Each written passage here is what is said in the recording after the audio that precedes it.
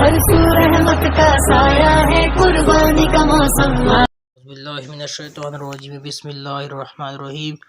آج ہم قربانی کا طریقہ سیکھیں گے. قربانی کا طریقہ یہ ہے کہ سب سے پہلے جس جگہ قربانی ہو اس جگہ کو صاف کر لے. کانکریاں یا پتھر ہو تو صاف کر لے تاکہ جانور کو تکلیف نہ ہو. اس کے ساتھ ساتھ چھری وغیرہ جانور کے سامنے نہ لے جائیں کیونکہ جانور اپنی قربانی کا آلہ جانتا ہے. جانور کو ذبح کرنے سے پہلے چارہ پانی دے دے اور چھری تیز کر لے. جانوروں کو بائیں پہلو پر اس طرح لٹائے کہ قبلہ کی طرف اس کا منہ ہو اور ذبح کرنے والا اپنا پاؤں اس کے پہلو پر رکھ کر جلدی ذبح کر دے اور ذبح سے پہلے یہ دعا پڑھے. بسم اللہ الرحمن الرحیم.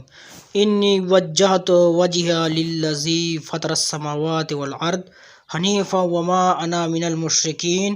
ان صلاتی و نسکی و محیائی و مماتی للہ رب العالمین لا شریک لہ وبذالک امرت وانا من المسلمین. اللہم لکا ومنکا بسم اللہ اللہ اکبر. دعا ختم کرتے ہی چھری چلا دے. قربانی اپنی طرف سے ہو تو ذبح کرنے کے بعد یہ پڑھیں اللہم تقبل منی کما تقبلت من خلیلک ابراہیم علیہ السلام و حبیبک محمد صلی اللہ علیہ وآلہ وسلم.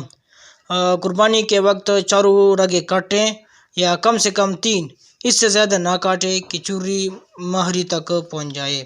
یہ بے وجہ کی تکلیف ہے. ٹھنڈا ہونے پر پاؤں کاٹے، کال اتاریں اور اگر دوسرے کی طرف سے ذبح کیا تو من کی جگہ من فلاں کا ہے، یعنی اس کا نام لے جس کی جگہ پر قربانی کر رہا ہے.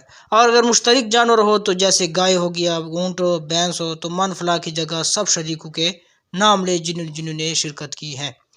ایک مسئلہ یہ ہے اگر دوسرے سے ذبح کرائے تو بہتر یہ ہے کہ خود بھی وہاں پر موجود ہو یعنی حاضر ہو.